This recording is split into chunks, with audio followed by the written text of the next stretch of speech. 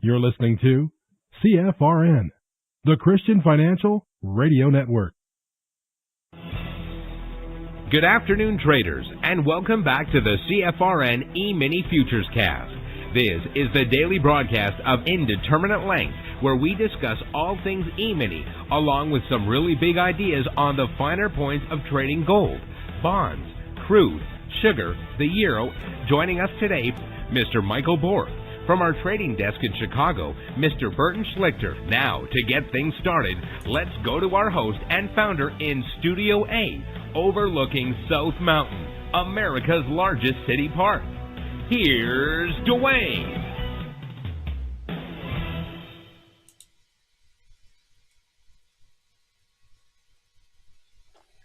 Good afternoon. Welcome back. Today is Thursday, 9th day of April, 2026. Thanks for joining us. Whoever you are, wherever you are, we're just glad to have you right here, right now. We do 2 live broadcasts every trading day.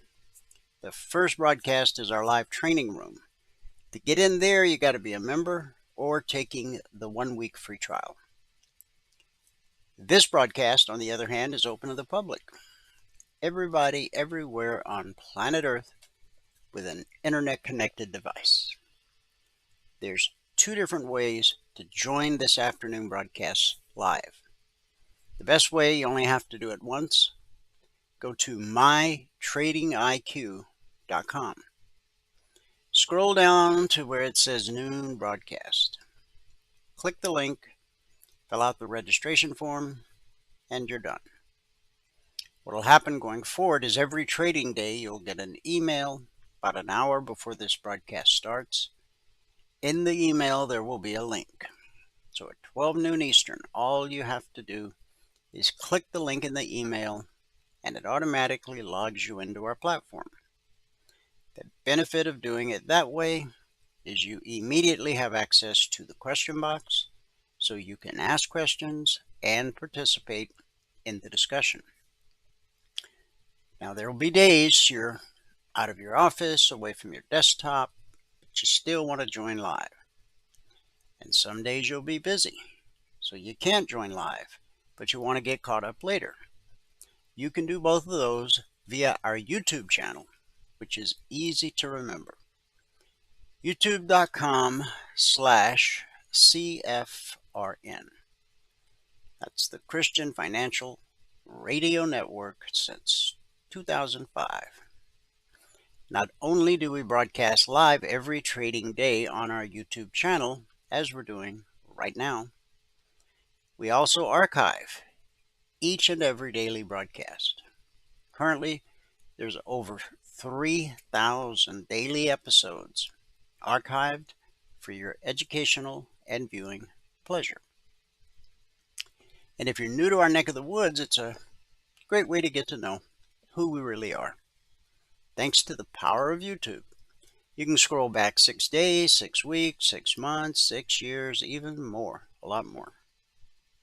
Now, obviously, you're not going to watch them all, nor do you need to, but it is a great resource to have at your fingertips because it allows you to see how we've evolved over all these years, day by day by day. youtube.com/CFRN. On the left side of the screen is our schedule for each afternoon broadcast. In about an hour, 1 o'clock Eastern, Michael will join us for a recap of what happened this morning in the live training room, and then do a little live trading as time and the markets permit. But now we'll jump into our daily devotional.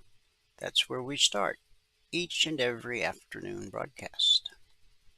The topic that we've been on now for a month And we've only got today and tomorrow left on this topic, and then we'll begin a new topic.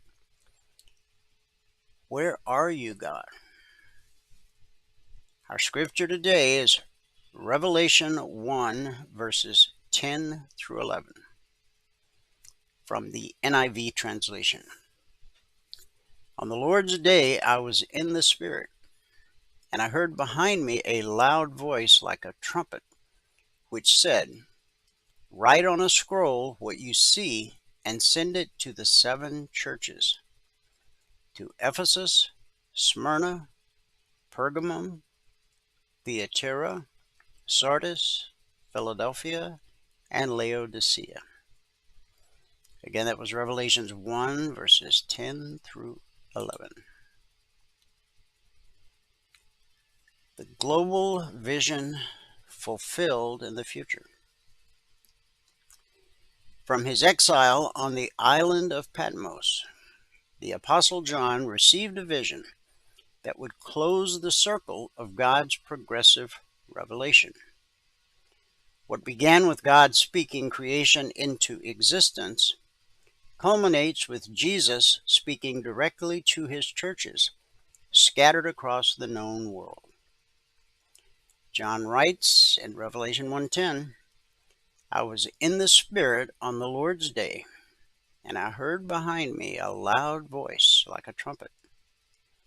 The voice commanded John to write what he saw and send it to 7 churches in Asia Minor, which is today called Turkey.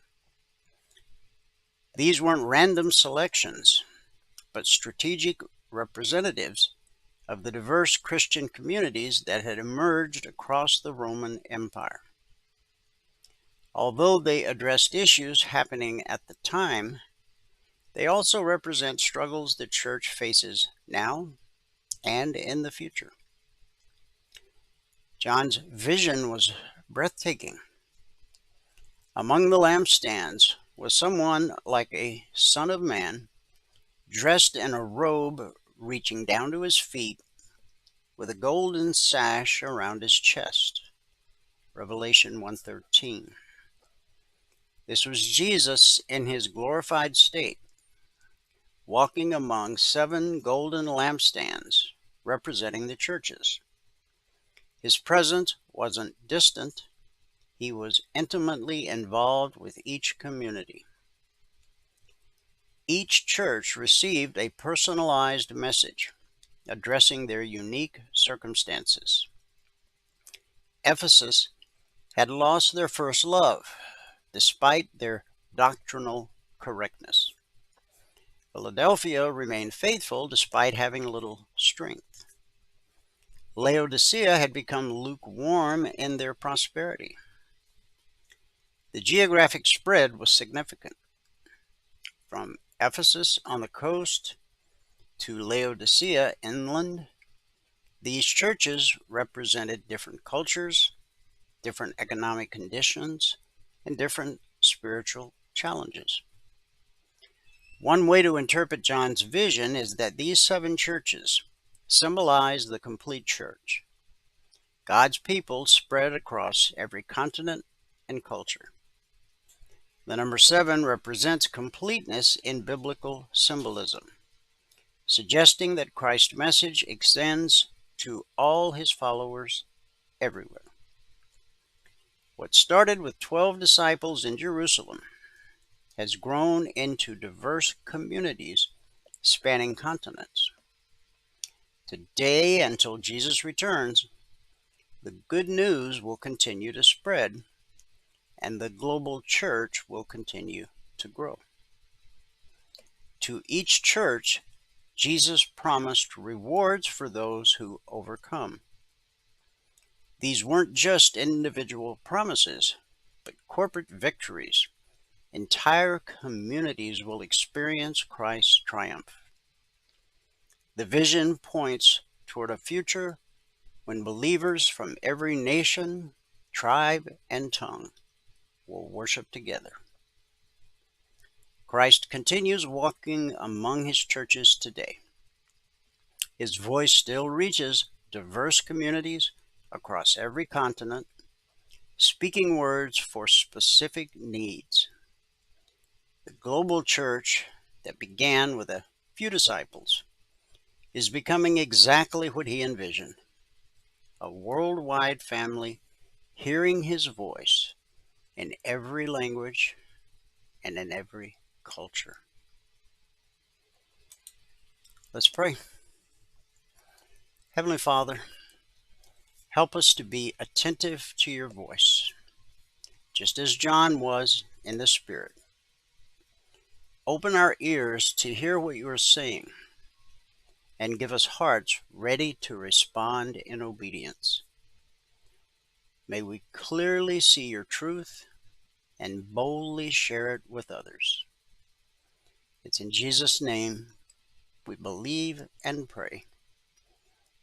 And everybody said, Amen. Amen, and happy Thursday. Speaking of Thursday, that means tonight is our members only workshop. And I had a request yesterday, if during the workshop tonight, I would go over exactly how I compile the CTAs or the concierge trade alerts. And I said, yes, I will. So that's, along with answering all your other questions, that's what we'll be doing tonight in the members only workshop. I'm not going to put the CTAs out 5 minutes ahead of the Globex Open like I normally do. I'm going to wait until the workshop begins at 8 p.m. Eastern, and I'm going to actually do the CTAs with you watching, learning, and then we'll see how they turn out tomorrow. With that said, let me give you the numbers from around the world. After that, we'll go to the news, then the alerts, and then the charts. Starting in the U.S. with the cash markets, or the indices as they're called. Currently the Dow's up 266 points. The Nasdaq's up 178. S&P 500 is up 41. The Russell 2000 is up 10. In the commodity basket, crude oil up $4.02, trading 98.43 last. That's a gain of 4.25%. Gold up $46 and make that $45.50, trading 48.2270 last. That's a gain of almost 1%. Silver up 74 cents, trading 76.13 last. That's a gain of 1%. In the Asian markets at the close, the Nikkei dropped 413 points. Shanghai fell 28. Hang Seng down 140. And in the European markets at the close, FTSE down 5. The DAX down 326, which is almost 1.5%. And the CAC down 18. So we had a red day in Asia. It was a red day for the UK. But so far, it's a green radio Thursday here in the US of A.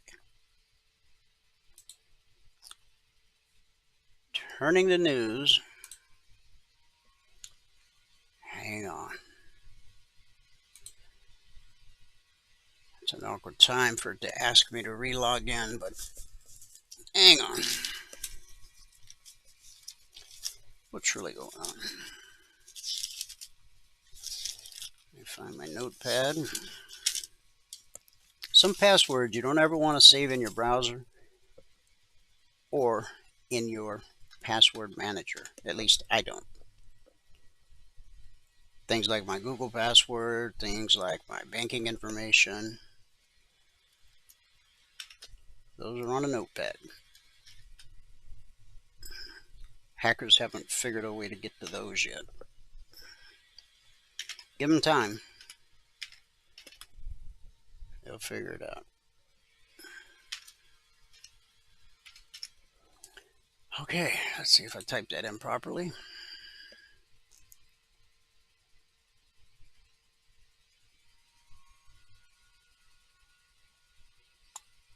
Come on, baby. All right, I guess I did. Okay.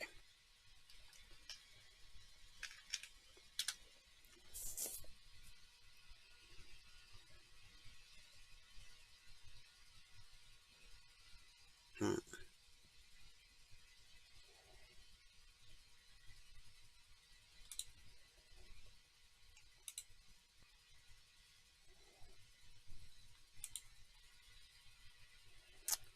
All right, here we go. A former architect yesterday admitted to killing 8 women from 1993 to 2011, burying their remains in remote areas, mostly along Long Island's Gilgo Beach. Rex Heuermann, now 62, is expected to be sentenced to life in prison without the possibility of parole in June on 7 counts of murder. He also confessed to an 8th murder for which he was not charged. The lifelong Long Island resident was arrested in 2023 after a 13-year investigation spurred by the discovery of human remains alongside a remote beach highway. Authorities ultimately used a witness description and cell phone data to zero in on Heuermann. Investigators later recovered discarded pizza crusts from his Manhattan workplace. DNA from the crust matched hair found on the burlap used to restrain one of the victims. Public fascination with these murders have inspired several media adaptations, including a Peacock series released last year. Satoshi Unmasked. The anonymous inventor of Bitcoin may have been unmasked as British cryptographer and computer scientist Adam Back, according to a New York Times report yesterday. The claim, which Back has denied, was made by investigative journalist John Carreyrou, whose previous reporting led to the downfall of Theranos founder Elizabeth Holmes. Bitcoin launched in 2009 alongside a white paper authored under the pseudonym Satoshi Nakamoto. The identity of its creator or creators remains a mystery. More than 100 candidates have been suggested, including an Australian computer scientist convicted of fraud for attempting to claim to be Nakamoto. Carreyrou suspected Back based on an analysis of an email trove made public in the Australian case, along with Back's identification with a digital anarchist movement known as cypherpunks. Whoever Nakamoto is, they have gone to extensive lengths to hide their wealth. They're believed to hold around $70 billion in Bitcoin, making them, or him, or her, one of the world's 30th richest people. The 2026 Masters Tournament begins today at Augusta National Golf Club. That's where I was born. Two-time champion Scottie Scheffler enters as the favorite to become the first golfer to win 3 Masters in 5 years since Tiger Woods. Reigning winner Rory McIlroy looks to defend his title. Founded in 1934 by golfer Bobby Jones and investment banker Clifford Roberts, the Masters is one of the 4 major golf championships. The tournament, now in its 90th year, it was skipped for 3 years during World War II, is held at the same course each year. It features cheap concessions. The famous pimento cheese and egg salad sandwiches cost $1.50 each.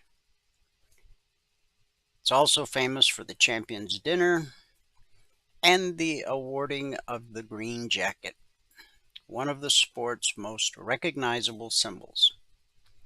This year's Masters is the first in 32 years without Tiger or his rival, Phil Mickelson. Off the course, Augusta National has quietly built a roughly $500 million real estate empire around its grounds, and its most coveted souvenir, a $50 lawn gnome introduced in 2016, now sells on eBay for hundreds of dollars. And something that people in Augusta do when the Masters is coming to town is, let's say you got a neighbor and it's impossible to get a hotel room unless you book years in advance. So you go stay at your neighbor's house and you rent out your house for a very pretty penny. And then when the tournament's over, you split the money with your neighbor or relative, or, you get the idea. People make, I think for the whole week, I don't know, it's probably 10 grand now. I mean, it was in the thousands of dollars when I was a kid. So I don't know what it costs now, but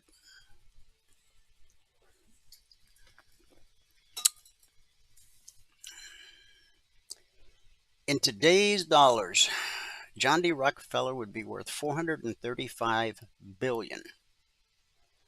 But oil money is old news, and what's next might surprise investors.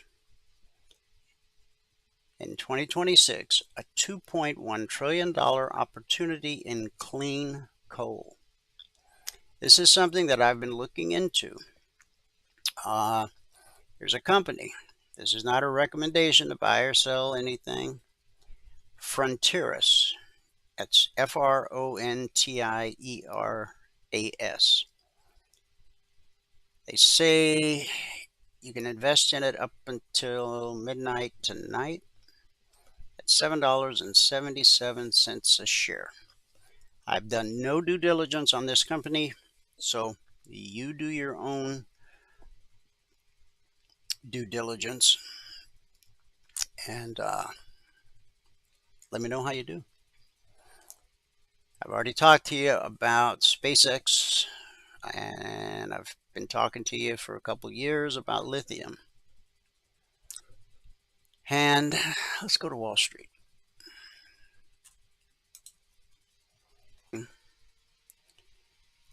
A dated reading on the Federal Reserve's preferred inflation gauge showed prices remained elevated before the war in Iran broke out, reinforcing that the central bank will remain on hold. Although yesterday, when the Fed minutes came out, it was quite clear that they have discussed and are considering raising rates at the next meeting. And this reading that came out this morning means on April 29th, when we get the next FOMC announcement, they're probably going to bump it. I hope it's only a quarter point. Inflation for the month of February, as measured by the Personal Consumption Expenditure, or PCE index, rose 2.8%. On a core basis, excluding volatile food and energy prices, inflation clocked in at 3%. Both were in line with expectations.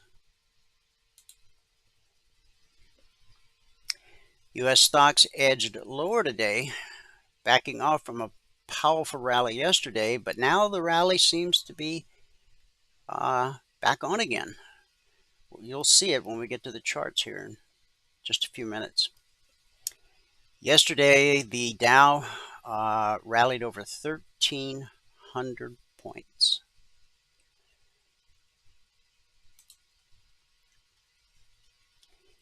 The steady advance of artificial intelligence models continues to raise serious concerns about the cybersecurity threats the technology poses to companies and institutions worldwide. The latest example came Tuesday when Anthropic announced a new cybersecurity initiative called Project Glasswing. meant to help companies find holes in their software by using the startup's newest AI model, Claude Mythos Preview. There's just one problem. Anthropic launched the initiative only because during testing it discovered that Claude Mythos Preview was surprisingly good at hacking software. Anthropic didn't develop Claude Mythos to hack software. It just turned out to be shockingly good at it. That's also why Anthropic isn't releasing the Claude Mythos Preview to the public. The company needs to develop cybersecurity safeguards to block the model's most dangerous outputs. Now the company is working with partners including Amazon, Apple, Microsoft, and NVIDIA through Project Glasswing to help them identify vulnerabilities in their software before similar powerful models hit the market. It is a battle every single day, from the emails to the pop-ups to the text messages, even the phone calls.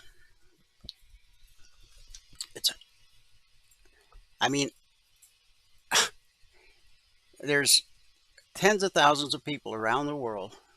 That's their full-time job, all day, every day, to figure out some way to separate you from your money. And they get better and better and better at it. And AI is only going to help them get better.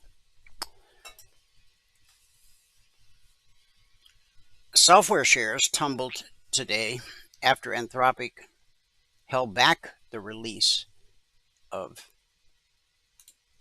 the Claude we were just talking about. And the Florida Attorney General launched an investigation today into OpenAI and its popular chatbot, ChatGPT.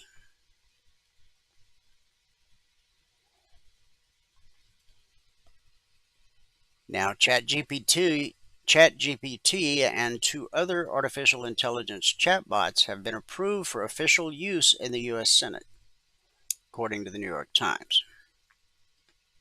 Aides could use Google's Gemini Chat, OpenAI's ChatGPT, or Microsoft Copilot, all of which are already integrated into Senate platforms. A Microsoft spokesperson told Reuters the company was looking into the approval, while Google and OpenAI did not respond to requests for comment.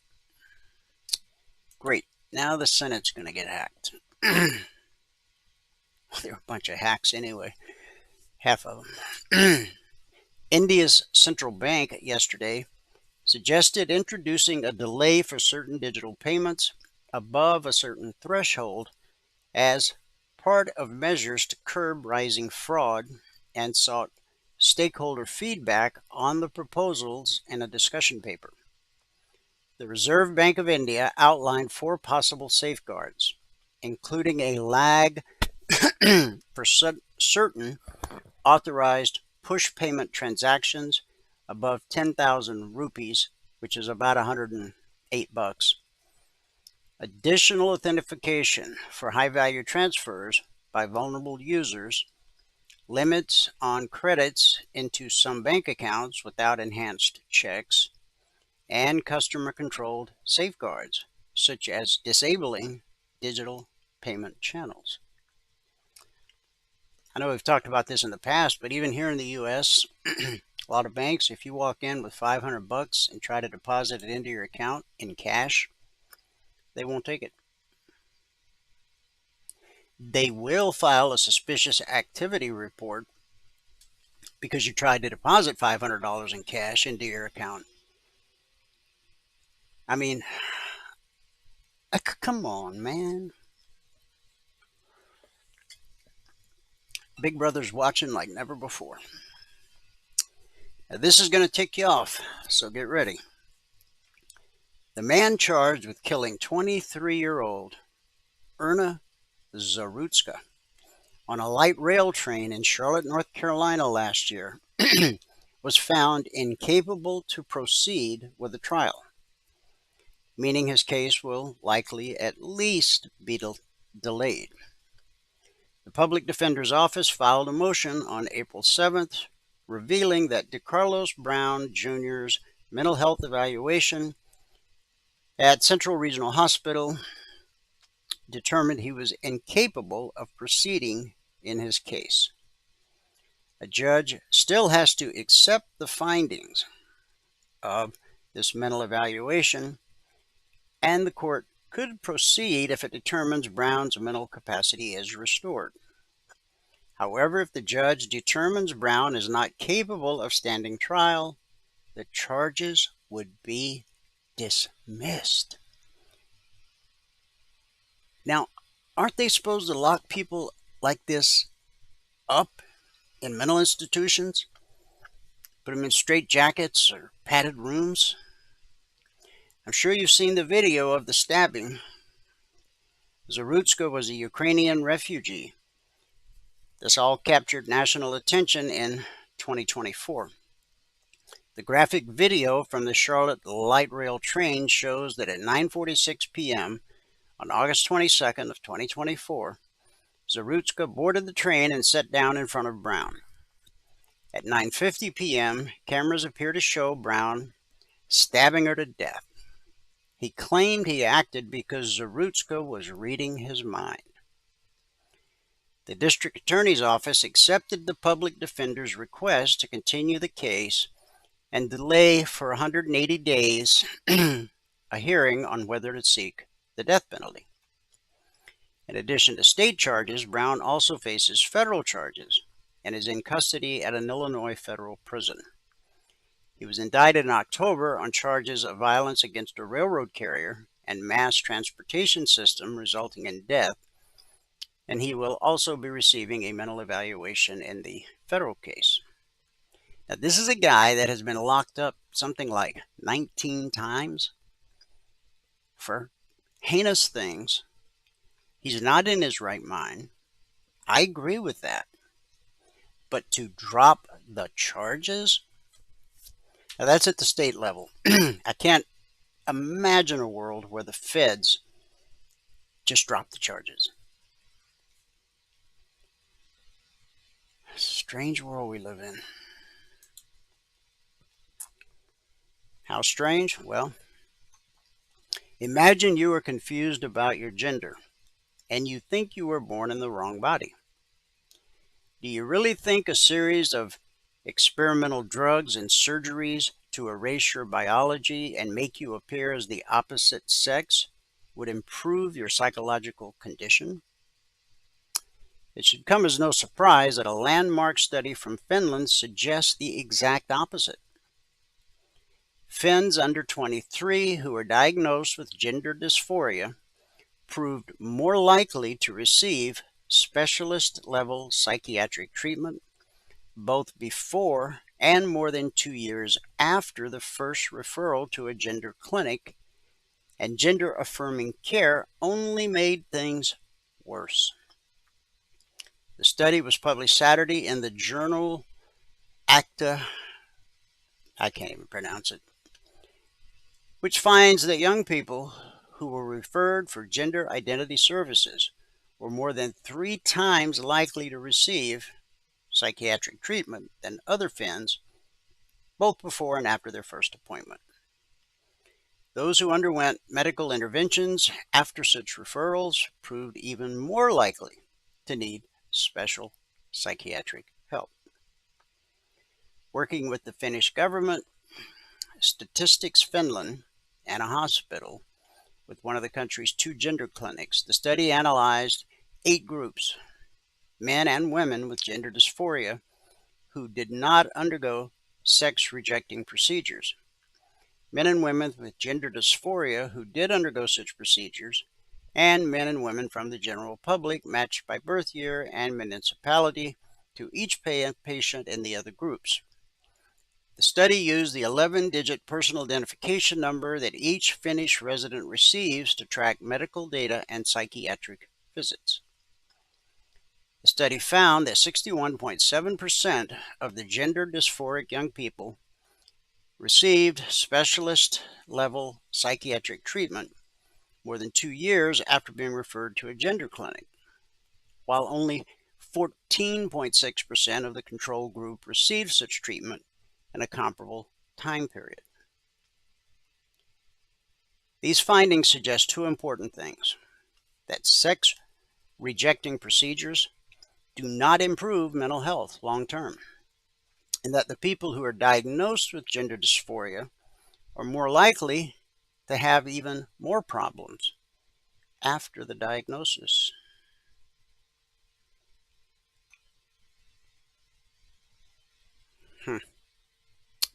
It goes on, but I'm done. You know what? Well,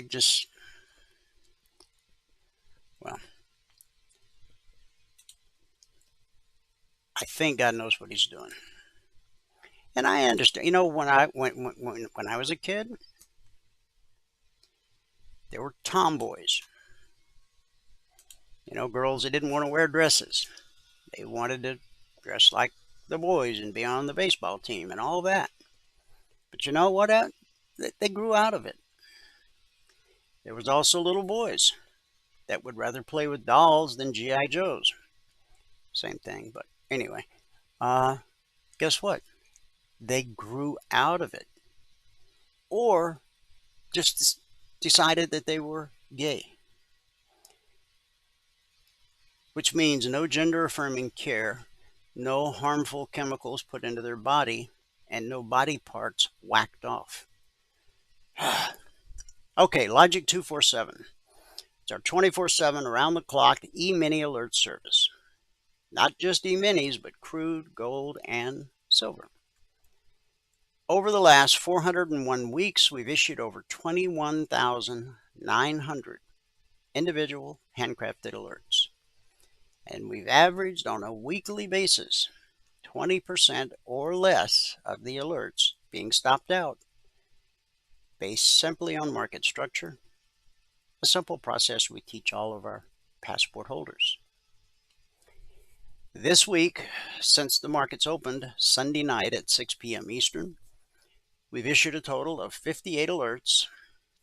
When Valerie did the recap this morning at 8:30 a.m. Eastern, we were still waiting on the outcome of 19. So that gave us 39 actionable alerts, of which 3 or 8% would have been stopped out. Again, just based on simple market structure and the simple process we teach all of our passport holders. Now, these 19 waiting, I'm sure some of them have triggered since Valerie did the recap at 8:30 a.m. Eastern. So she'll update the recap this afternoon or early evening as she does each and every day. Now, the purpose of the Logic Alerts is to help you learn how to read a chart. Every Logic Alert has an entry price, long or short, an initial target, in most cases additional targets, and then a final trade to target. If you never actually trade a Logic Alert, use them for the purpose intended, learn how to read the chart. Know where to anticipate potential resistance. Know where to anticipate potential support. You're never going to be right 100% of the time, but aren't you sick and tired of getting stopped out on every trade? Learn to read the chart. Once you become a member, you'll have access to the Logic 247 alerts, and you too can learn to read the chart. Now, the Logic Alerts can come out anytime around the clock. 2 a.m., 2 p.m. Futures trade around the clock. We have traders around the globe. Our day session is their night session, and vice versa. 401 weeks is a very long time. Well over 7 years.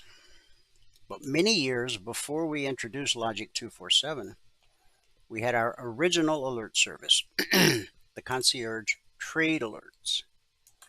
Now, they're different in a lot of different ways. But for the purpose of this discussion, I'll just say this. They don't come out around the clock.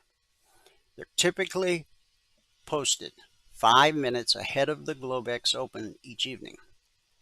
The Thursday session we're in right now began last night at 6 p.m. Eastern. But all of our traders had all of these targets 5 minutes before the market opened. S&P 500, the Dow, the Russell, crude oil, the NQ, gold, and silver. Now, as we go through each one of these individual charts, you're going to see these targets drawn out on the chart. Just remember, our traders had this information 5 minutes before the market opened. Okay? All right. So now we can actually go to the chart. We'll start where we always do with the bellwether, the S&P 500 E-mini futures. This is the daily chart. And this morning we had right here at the 62% fib retracement, we had a doji until the European markets closed. And once the European markets closed at 11:30 a.m. Eastern, markets took off. So it was Europe that was holding us back. Now, I want you to take a look at this high right here. What is that high? 68.73 and a quarter. What's this high? Come on. 68.72. So 1 1/4 points off. Okay, this is market structure. Okay, as price was moving up, I went over this yesterday. I said right there, if we get above the 62, first place you should look for resistance is right there. Now, where's the next logical spot? Right there. And the next logical spot? Right there. And the next logical spot? Right there. And then there, then there, there. Now, that's if we continue to rally. Maybe we will.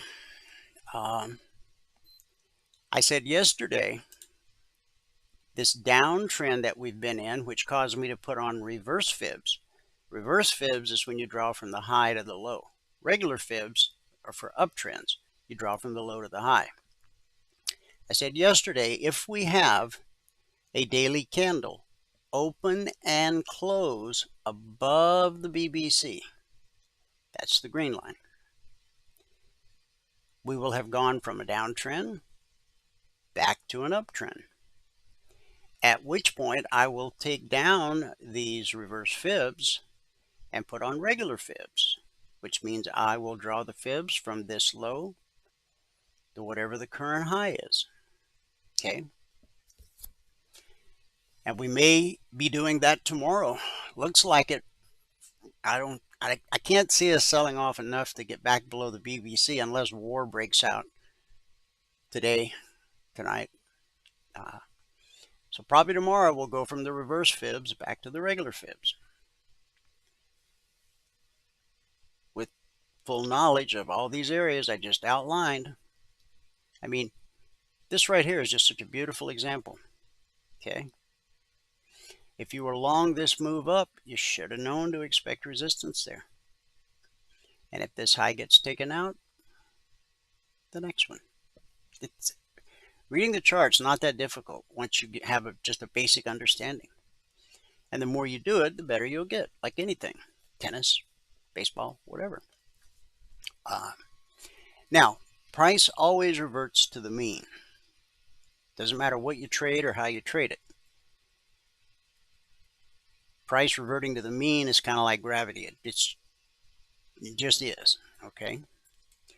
Now, in our case, the green line that you see, we call it the BBC. It stands for bull bear cross. When price crosses above the green line, we're bullish and expect higher prices. When price crosses below the green line, we're bearish and expect lower prices, higher prices. Now, what's interesting is the pullback to the BBC, or the reversion to the mean, holds more often than it doesn't. The larger the time frame, the more likely it is to hold. Okay. So that pullback held, and that's how price moves. Leg retracement, leg retracement, pullback held, leg retracement. This time the pullback didn't hold. We traded through. Okay. And we traded through again, but the pullback held.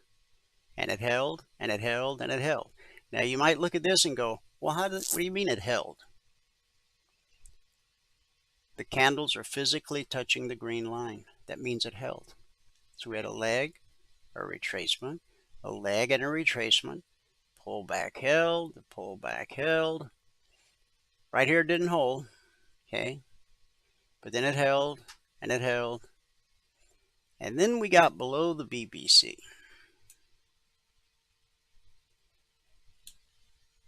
And from March 5th was the last time we touched the BBC until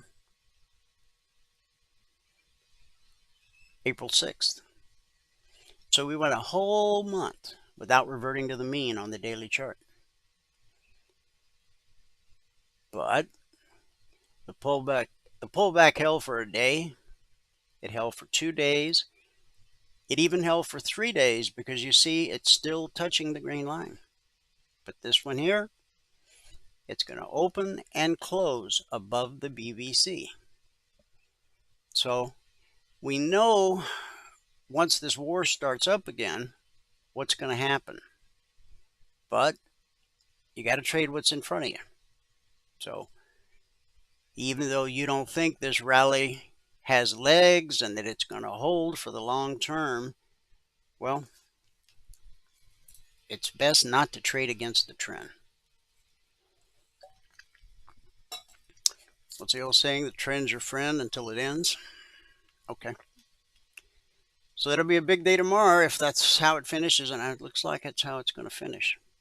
I mean, even if we were to pull back and close down here somewhere,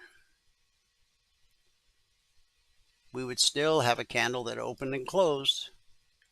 I guess what I'm saying is, even if this turned out to be a red candle, as long as we don't come back down and touch the BBC by close of business today at 5 p.m. Eastern, then we're going to go from an obvious downtrend to what appears to be the new uptrend. All right. Now, all alerts, the Logic 247 alerts and the Concierge Trade alerts are all created on the 30-minute chart. Nothing special about 30 minutes, just the time frame I chose years ago. I say if it's not broke, leave it alone. Okay. The vertical line you see here separates today Thursday. Here's Wednesday. Back over here is Tuesday. Now, because of this ceasefire, we blew through the highest weekly zone on all the indices. That's very unusual. In 16 years of publishing the weekly zones, I've not seen that happen. But it did. So, am I going to change anything? No. Because this is such a rare event and it's such a rare occurrence. I mean, the way it works, the weekly zones are published every Monday morning at 6:15 a.m. Eastern. When price runs up to a zone, we expect resistance till proven otherwise. When price drops to a zone, we expect support till proven otherwise.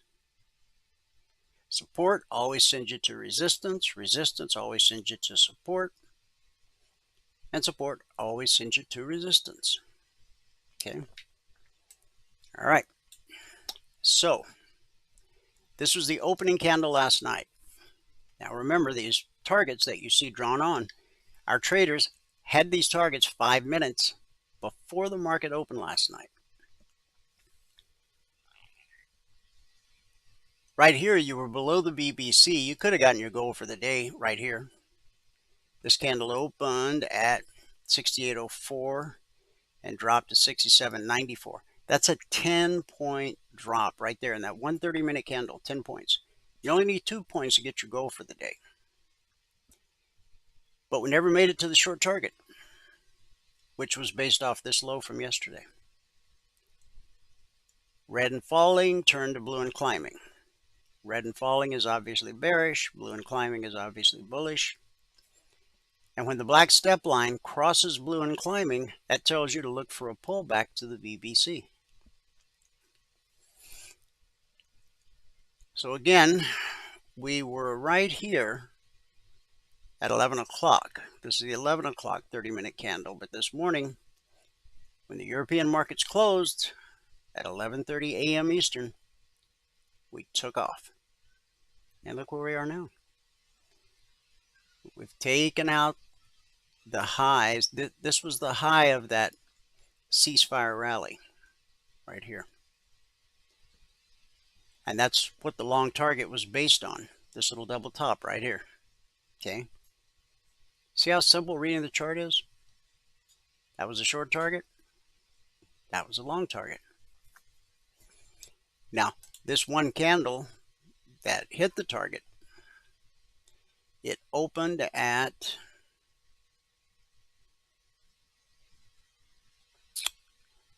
I'm not going to be able to read it.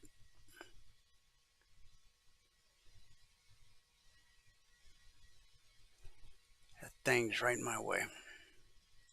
I can't read it. 60, oh, there we go. 68.23 and a quarter. We'll call it 68.24. And it ran up to 53. Call it 20 points. Okay? In that 130-minute candle. It's a little more. You only need 2 points to get your goal for the day. Now, on the pullback, because that's how price works, leg retracement. When we trade through a CTA target on the pullback, the top side of this long target will most likely become support. We'll see if it plays out, but that's what typically happens. On the Dow, here's where we opened last night. We did get below the BBC, and the lows were these lows. But as you can see, I put the short target based off that low. I wanted to give the market some room to breathe because, quite frankly, I thought the ceasefire was going to be called off yesterday. But according to Wall Street, it's still in play because the Dow is just off the high of the session after a 1,300-point rally yesterday.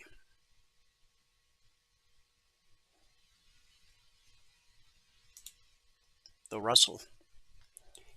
Now, the Russell opened below the BBC. And at 4 a.m. Eastern this morning, during that 30-minute candle, we hit the short target. And the short target was based off this low from yesterday. See how we consolidated at the target? Then red and falling turned to blue and climbing. So we get a leg and a retracement, and we just hit the long target, 26.55. Now you only need 2 points on the Russell to get your goal for the day.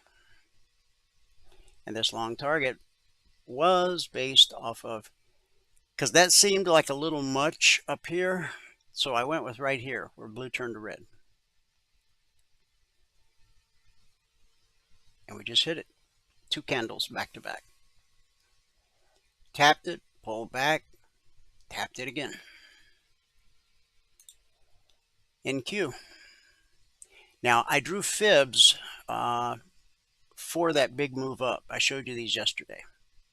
And this was the pullback to the 24% fib retracement. This was the entire move up from the low to the high.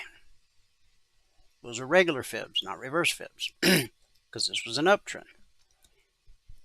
So I drew them yesterday, and after the broadcast, oh no, we hit it the first time at 10:30 during the 10:30 30-minute candle, and then we hit it again yesterday afternoon at the 2:30 candle. Now look at what happened in both cases. Support, which is what you expect when you get a pullback to a fib, you expect at least a bounce. It bounced us up to resistance at the BBC. The pullback held. Leg retracement. Both candles are touching. So that sends us Resistance sends us back to support at the 24% fib. And then we opened last night, go sideways, and once again we find support at the 24% fib. Once, twice, and then today, third time. Leg and a retracement, pullback held. And we ran all the way up to the highs from yesterday, and we took them out by just a little bit. See that? See that little wick sticking right up above that? Yep. Now we're getting our retracement, because that's how markets work. Leg, retracement. Leg, retracement. And you see here, we traded through the long target. Then on the pullback, the top side of the long target became support. See how we've bounced? This was a red candle all the way down, and now we've bounced considerably. Okay, crude oil.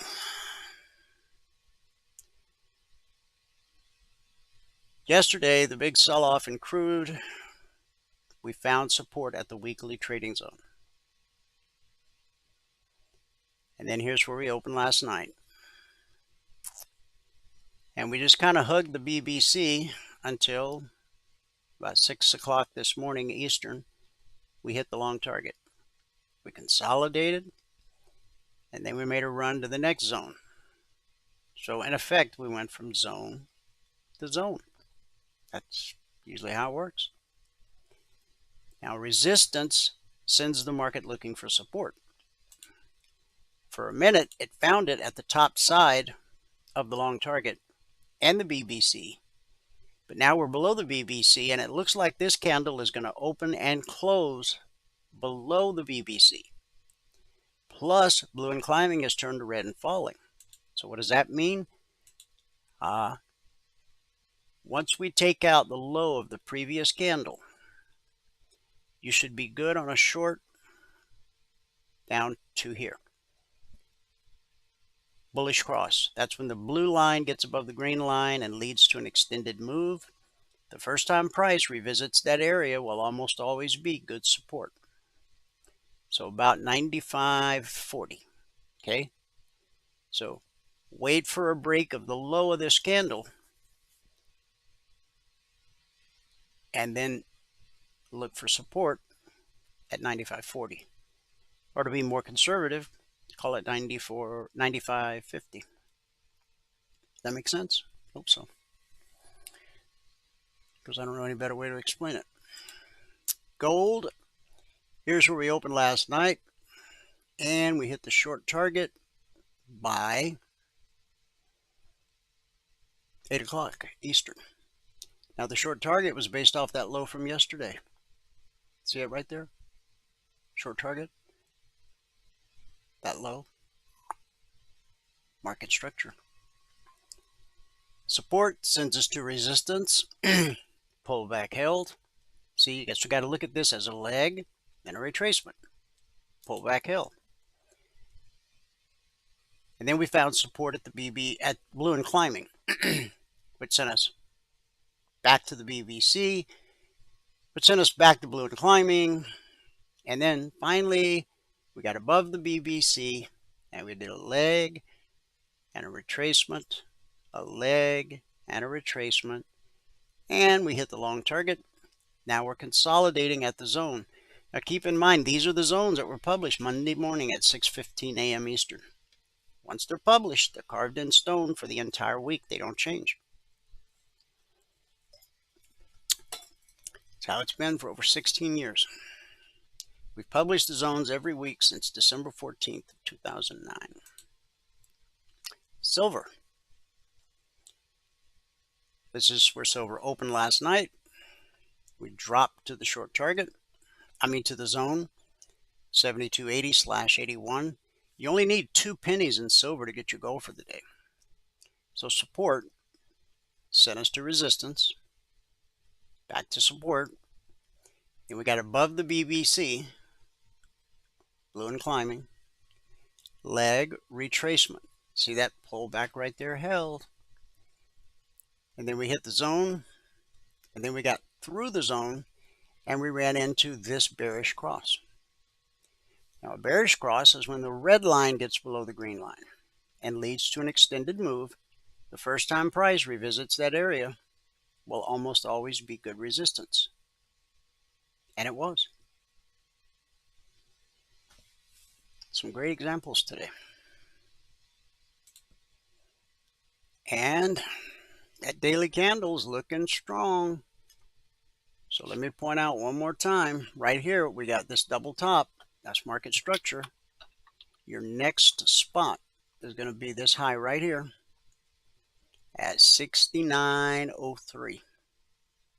We're at 68.62 right now, so that's a bit of a distance on the daily chart. But anyway, Michael is here. He's going to give us a recap of what happened in the live training room. I do some live trading as time and the markets permit. And then I'll come back and wrap things up with our good word for today. Yes. Okay, looks good. See you in, all right. See you in 30 minutes. Sounds good. See you in 30. At the bottom of the hour. All right. Here we go. Good afternoon, everyone. Today is Thursday, the 9th day of April, 2026. Now, if you have not taken a free trial of this and you want to take a free trial, go here to mytradingiq.com, click on the purple button. There is no credit card required for this trial. Click on that, and it will bring you to this registration page where all that we ask for is your name, your email, and your phone number. Down at the bottom gives you TradingView login ID. Hit the register button. Once you do that, we know that you took the free trial, and we get your indicators indicating on your desktop for you so you can participate with us during the free trial. Now, this morning was really slow. We only had 24 trades today, and it was slow. Most of them were in the first hour, I think. I'm pretty sure. Anyway, if you're going to read the spreadsheet, you have to read all the CFTC risk disclosures down at the bottom. Today, we made 19 ticks on the NQ, 59 on the Russell, 54 on the YM, and 18 on the ES. That put us at $885 a contract on the morning session. Today it took 5 minutes and 3 trades to get to the goal for the day. That we're up $1,000 exactly. And we took a total of 24 trades with 2 stop-ups this morning, making it 91.67% of our trades break even or better. Now, that puts us on the month at $6,762 over 6 trading days, averaging $1,127 per contract per 2-hour trading day. And on the year, $73,067 over 60 trading days, averaging $1,217 per contract per 2-hour trading day. Now, following the 24/20 blueprint, if you were to quit trading when you get the goal for the day and you were to add 1 contract per month so far this year, you'd have only had to work 7.33 hours. If you did everything exactly the same as I did and you get the same slippage and everything else, you'd be up $20,445 with 4 contracts trading right now. That's an average of $2,787 per hour. Okay, $27.87 per hour. All right, let's get in there and we'll look at the trades that we had. See if we have anything right at the moment. We do not right at the moment. Trades that we did have, though, let's take a look at that. There's not much to go back on today. This is our whole trading day right here on the Russell. First trade, we made 5 ticks. The next trade, we got up to 24. Then we got up to 34. And then there was, I think, actually this one here, we got up to 59. There was one other trade in here somewhere. We went from 5 to 24 to 34 to 59 on the Russell.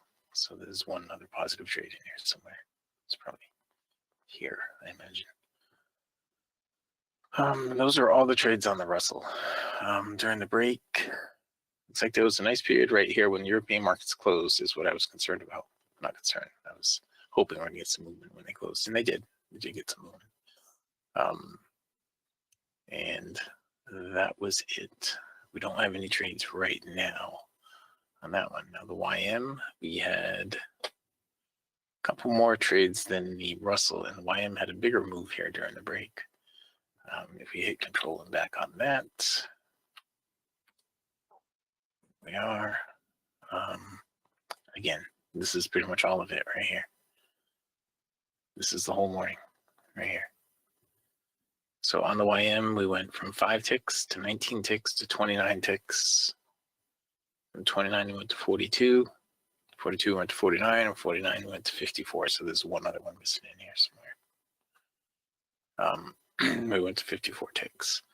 Now, during the break, this was a valid trade right here to get you into that big move up.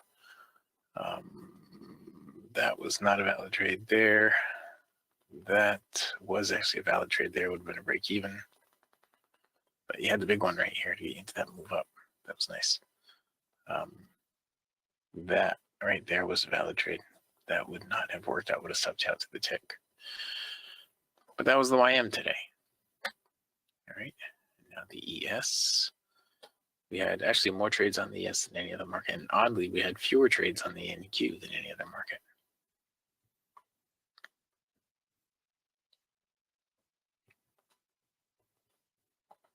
Okay, and breaking news is the Israel-Lebanon talks are scheduled to begin next week. So between now and then, Israel's going to have to just go over there and pummel them. That's what I bet is going to happen. All right, so on the ES, our first trade here on the ES, we got 4 ticks. The second trade, we got 6. Now, when I got the 6 ticks there, I think I got 5 ticks. I got 5 ticks on the, and I think it was the YM. Yeah, on the YM at that time, and that's where we ended up getting the goal. We had 6 on the ES and 5 on the YM, so we got the goal. Then we had a break even there, and on this one, I have it highlighted because it's because I entered way back here on the pullback, and so I didn't get a stop out on that. I entered way back here on the pullback, and I ended up went from 5 to 19, from 19 to 29, and I'm sorry, I'm looking at the wrong one. Went from 4 to 6, and 6 to 14, and 14 to 21, and 21 to 25, and then this one right here, it did not have a full cycle on that, so I messed that trade up, and I ended up going from, I went from 4 to 6 to 14 to 21 to 25 to 26, and then we stopped out. So at this point here, we're at 26. Now we stopped out, went down to 16, and then we went to 24. Okay, we went to 24 there, and then we went down to 14 right there, and then we went back up to 18 right there. And that was where we ended it on the ES this morning. Okay. Now, let's get on to the NQ. On the NQ, let's hit control and back on that.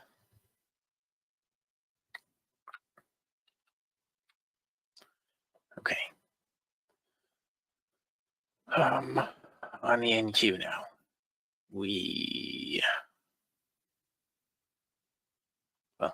let's see.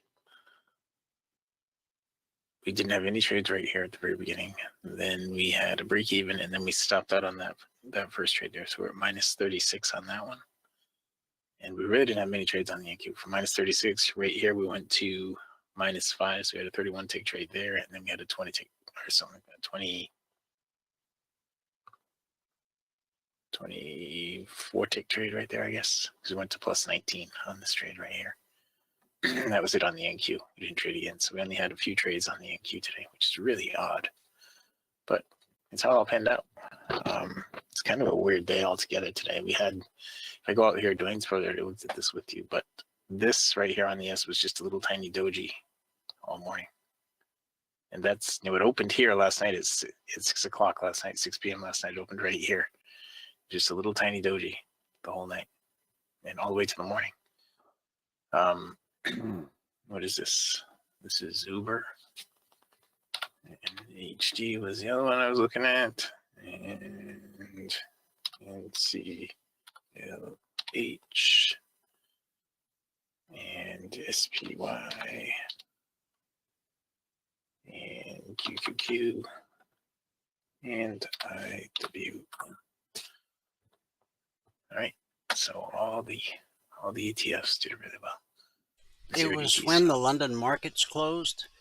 Mm-hmm. On a Yep. 30-minute chart, it's clear as day. At 11:30 a.m. Eastern, the markets took off. That is, remember I was saying that this Yep. morning. We'll see what happens. I Yep. didn't know who was holding, which one was holding which one, which way. But Well, Asia and Europe both finished red on the day. But across the board, it was green when I did the numbers from there around it the is. world. Yep. All the indices are green. That is a nice candle right there when the European market's closed. Yep. Bang. That's good. Good stuff. All right, let me put this back on the 7 range because now we're going to get in there and start trading again. Now, for those of you that want to know why, we don't know. We just know it happened. We just know it happened, and we knew that it might happen. Yep. So we thought there was going to be volatility one way or the other. Knowing that something could happen or may happen is a whole another world from people who say, "Oh, I know this is going to happen," or it can't go higher, or whatever. All these prophets out there, they don't tell you about the mistakes they make. They only email you when they hit a home run. After the home run. Yeah, after. Yeah, we just show you everything. Anyway, back to you. Okay, that gave me a chance to take a little sip of my drink, and thank you for that. All right, so I showed you how to take the trial again, right? Go here to mytradingiq.com, click on the purple thing, no credit card required, fill out the registration form. This form will be different tomorrow, all right? Because we're going into next week. Remember, at the end of next week, I'm off on Thursday and Friday. So, all right. Here we are. Everything is running right now, so this is all good stuff.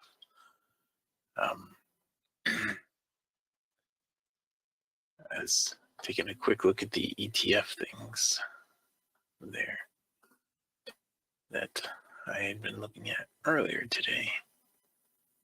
They open at 9:30, and they are doing fantastic right now. Just go out there and look one more time. We don't have any trades right here right at the moment. I just want to go out there one more time and see what the actual numbers are. This was the IWM with 262. And that was a 259 this morning. And the QQQ is at 609, and that was at 605 this morning. And the SPY is at 680, and that was at 674 this morning. So those are killing it right now. All right, back here. Glenn, that's the 0DT stuff that you had asked me about earlier. So yeah, right. It only happens, like, so far this month. It's only happened 3 days this month, but every day has been good. It doesn't happen every day, but when it does, it's worthwhile. All right, so we're looking for pullbacks here right now. Here, and here. Right,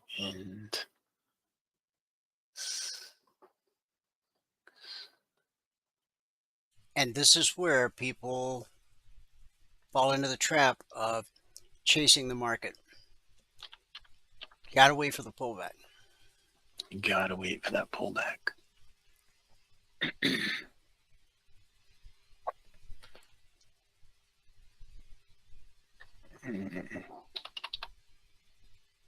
See how it's coming together on the Russell, but it's almost there. It's almost here. Yep. Need several down closes on the Russell to get. But if the trigger on the bottom goes flat, then it could come together. It could all come together. Well, some it's going to be a little more challenging than others, but still got plenty of time. 16 minutes. Yes, we do. Yeah, this one, I'm going to go enter that stuff, as a matter of fact. I forgot to put it in the time for today.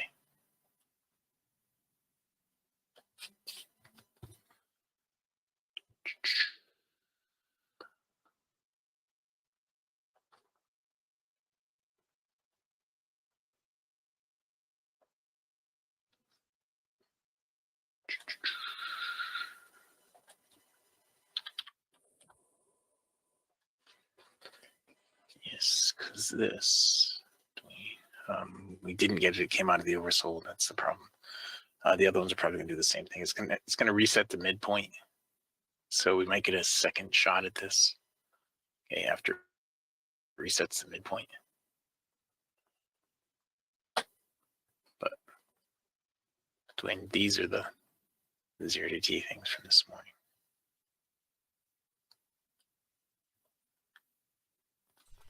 Nice. That looked good. Did you see it? I did. just Yeah, I just saw it. I saw it. Yeah.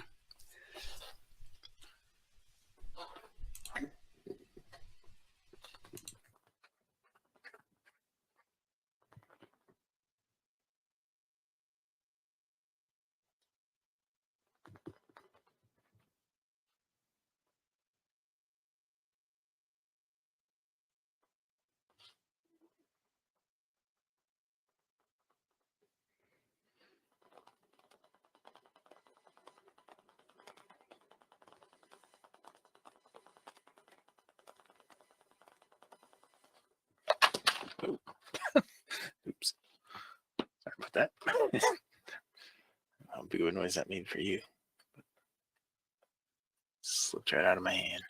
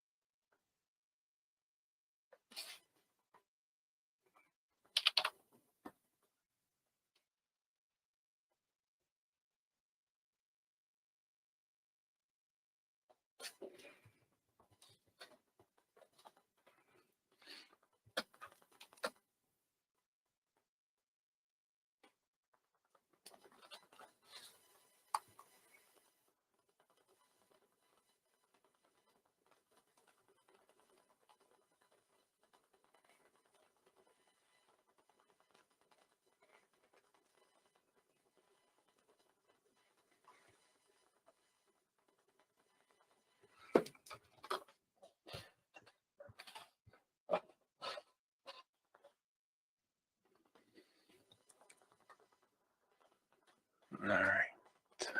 So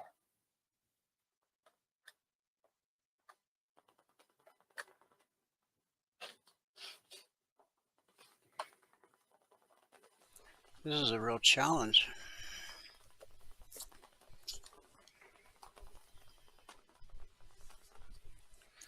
it is a very slow period right here. Yeah. The one thing that I wanted to go into here was, I think I filled this out yesterday. I did fill this out yesterday for today, but one thing I couldn't put in was the amount of time, but it turns out that might be the only thing I can put in. We'll say 12 minutes and say we had about 18 minutes today. That's about right.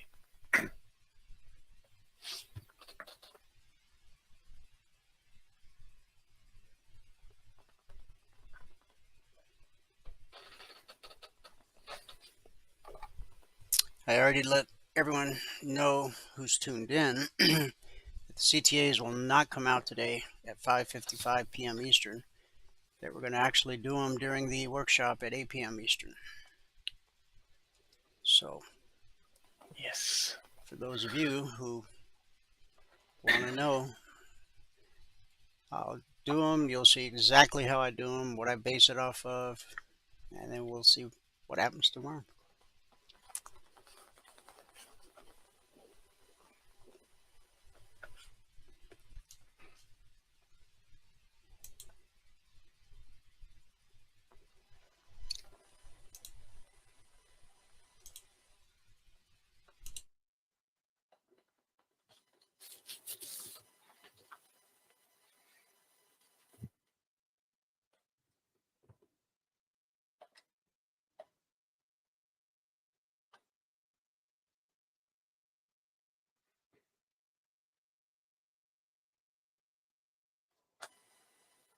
all right, so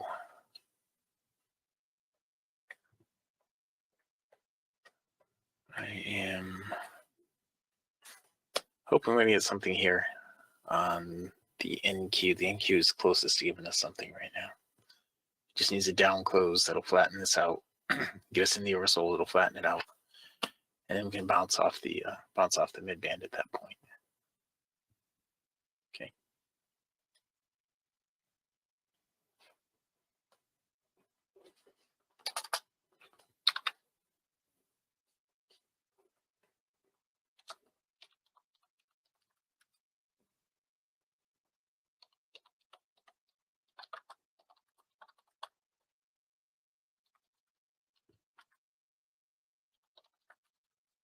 No, Michael R., there was no big news. It's just that phenomena that we see not every single day, but quite often. Whatever the market's been trying to do all morning, when the European markets close at 11:30 a.m. Eastern, it does something. It creates volatility because all the European stock traders are done for the day.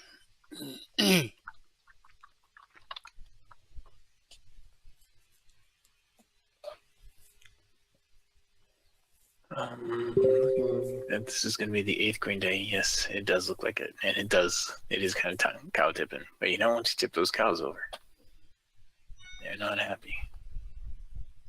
Wake up with a fury, dizzy fury. The NQ is pretty close right now. We need an up close on the NQ. Will be our first trade of this session.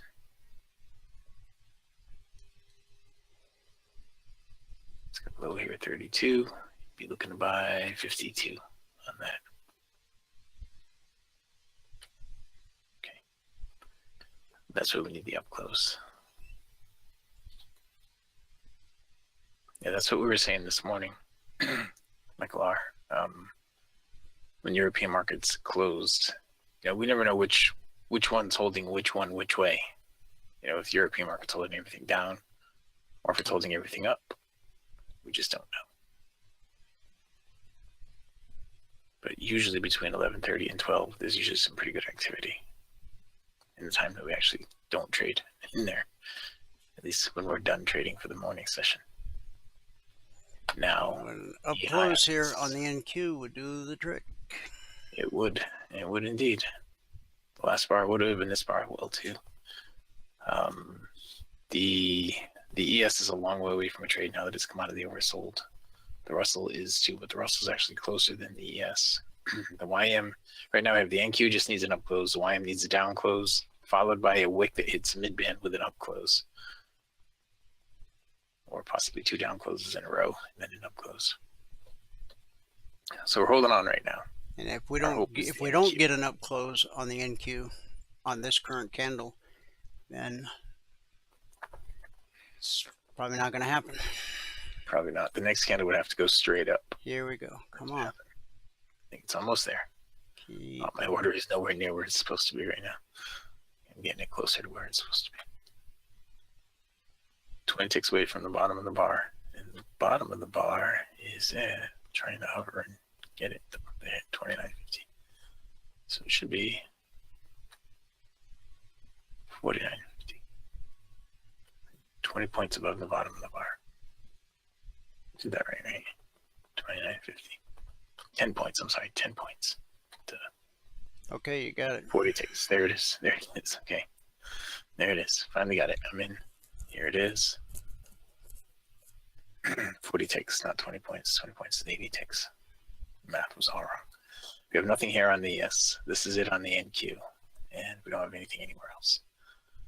So the NQ should get up into here, but that's still not going to be enough to bump the stop to bring it to plus 10. That is about plus 10 right there, but that's what it should get up to. Going to the DOM, and on the downside, it's not really showing anything that's attracted to on the downside. So hopefully we're going to get up close on this bar, and then the next one will push us up here to the prior swing high. Now the midpoint is 46.50. That would be enough to get the stop to plus 10. All right, so when you look at, this is something that I went over with Jimmy a couple of weeks ago. When you look at a leg down like this, you know, look at the midpoint of that leg down. Is the midpoint of that leg down, if I get rid of the context like this, is the midpoint of that leg down, we just stopped out. Is that enough to get your stop to break even? That's the question. Is that enough to get your stop to break even? Because if it's going to turn around, you're just going to go down and it's going to retrace 50% and then go down. This one just went straight down though. So we stopped out on that one. Minus 36. The truth about trading. It is indeed. And hopefully we'll get another shot at it here. Minus 36, and this is 1.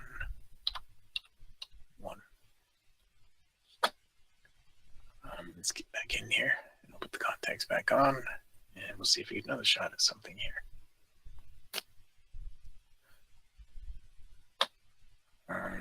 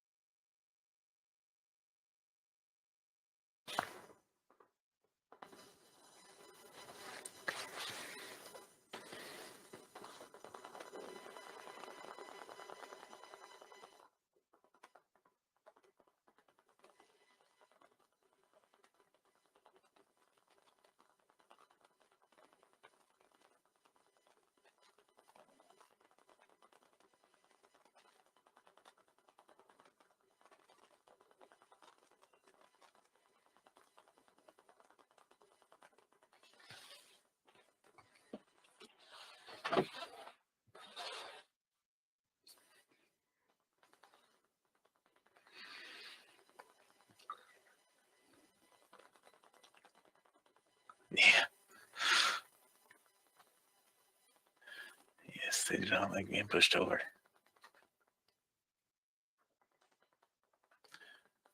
All right.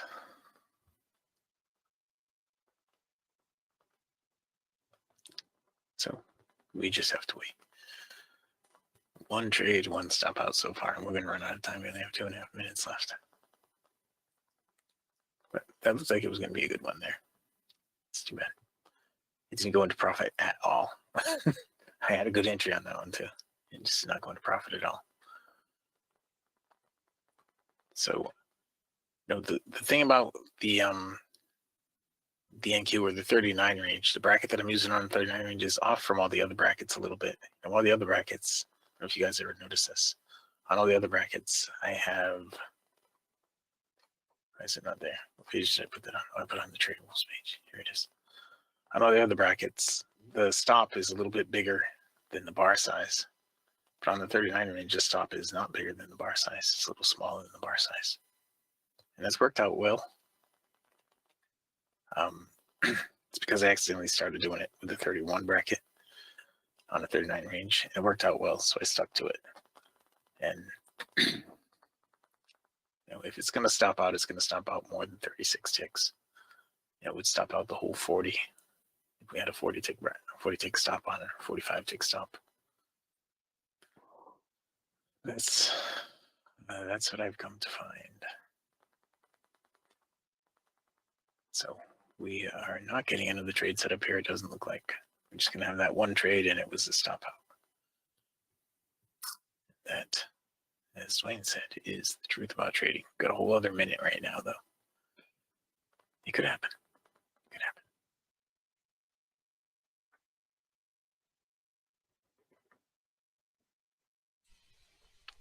Yep. If you want to call it, you can. I mean, all right.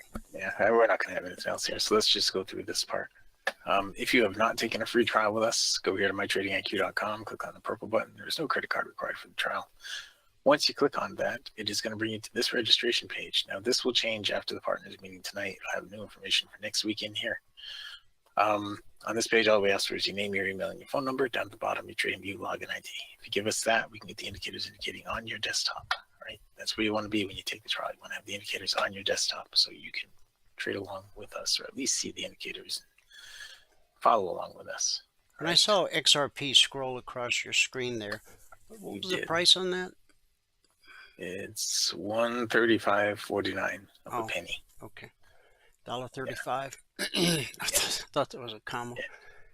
Yeah, yeah, someday. hopefully. Yeah. Okay. 5 years. But it'll be all right. I can wait 5 years. All right. That is going to be that, guys. With that, I can pass it back out to fabulous Phoenix, Arizona, in Studio A, overlooking South Mountain, America's largest city park. Dwayne, if you are ready. One of the news articles that I shared earlier in the broadcast, the Central Bank of India, they're limiting transactions. I forget how many rupees, but it works out to be about $108.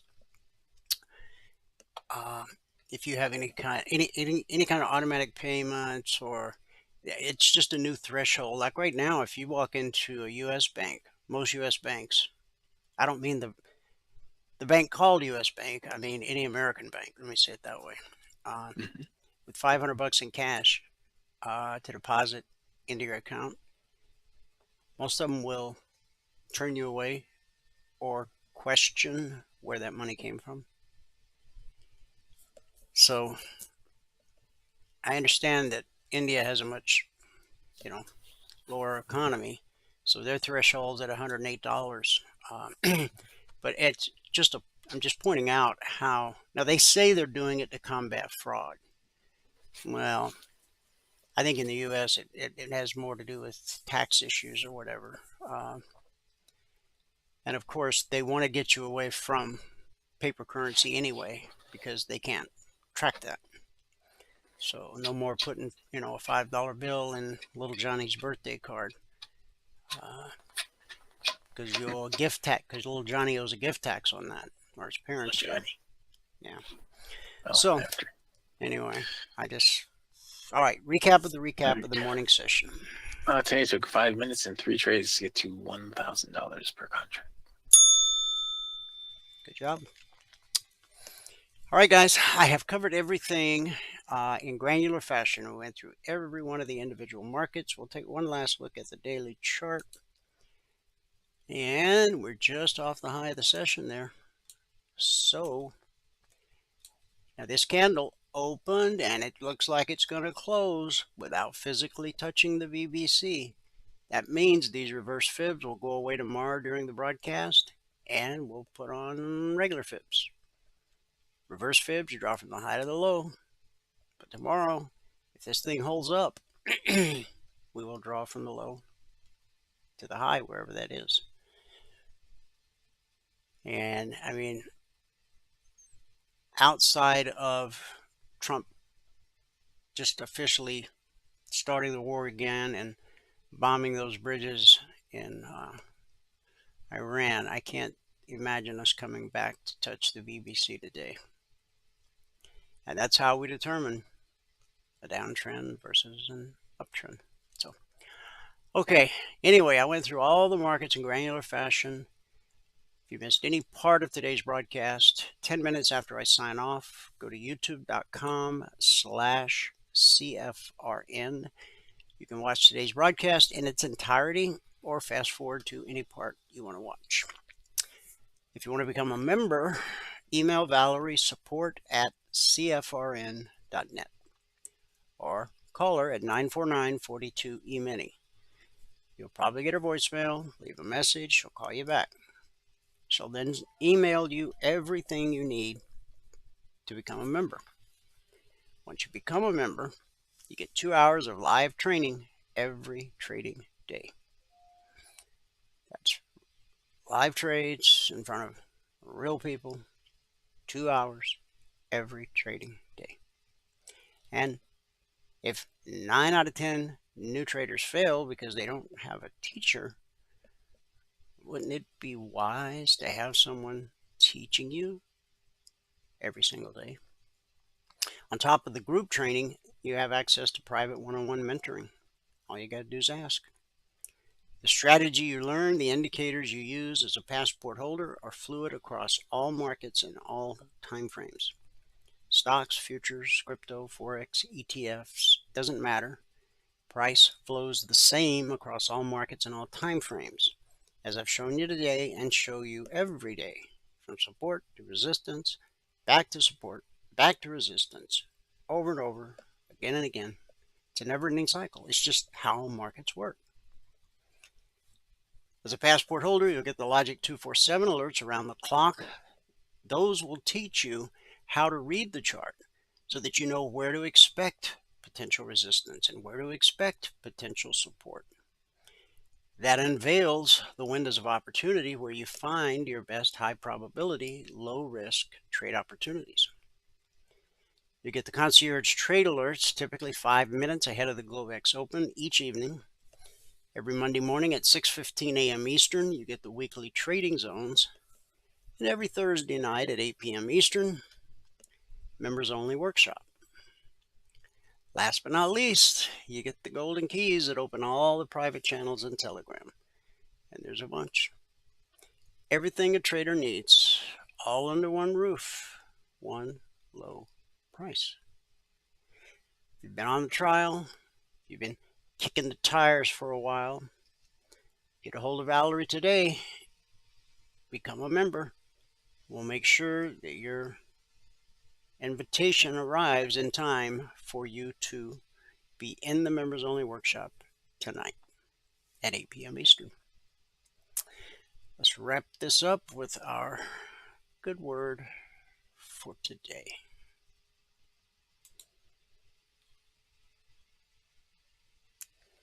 How to renew your mind.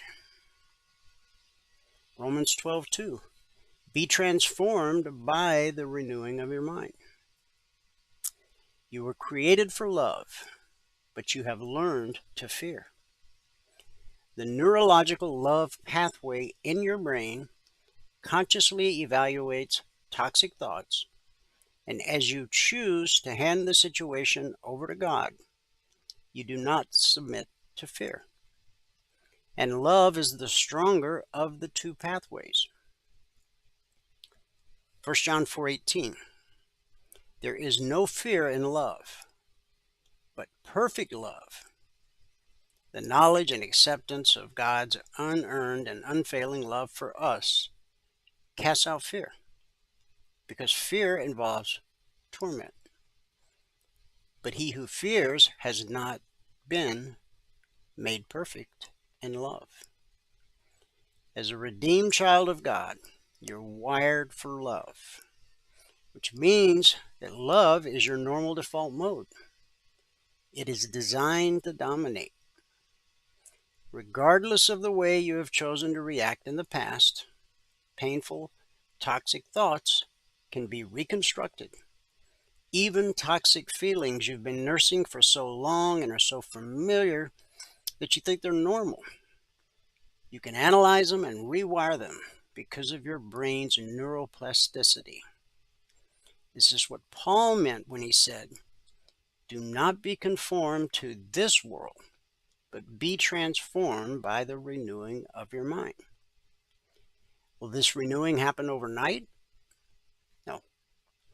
Science shows that you need to practice using something at least 7 times before it becomes part of you. As you keep doing this, God's Spirit will work with you, and eventually you'll be able to use this amazing love circuit of the brain to balance your reason and emotions. When you do that, you'll take a giant leap in the direction of bringing all your thoughts, which produce your emotions, under control. And if you want to study a little more on this, check out 2 Corinthians 10:5. And that's our good word for today. Thanks so much for tuning in.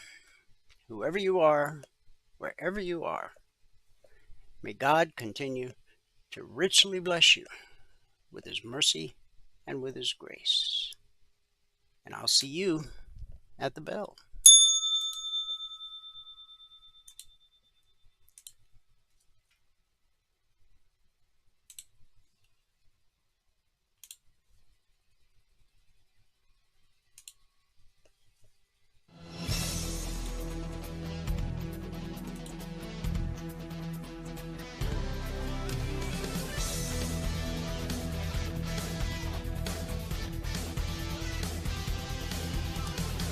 Remember this, there is no greater return on investment than to see a human life changed and given hope. As always, pray hard and trade safe. Any financial information discussed on this show is simply the opinion of our host, Dwayne Reeves, his co-hosts, and guests. To learn more about trading E-mini futures or to take a 1-week free trial in our live trading room, call 1-866-928-3310. 866-928-3310. Information discussed on this radio program should not be construed as a recommendation to buy or sell any security. Always do your own due diligence and consult with a licensed securities broker or financial planner before making any investment decision.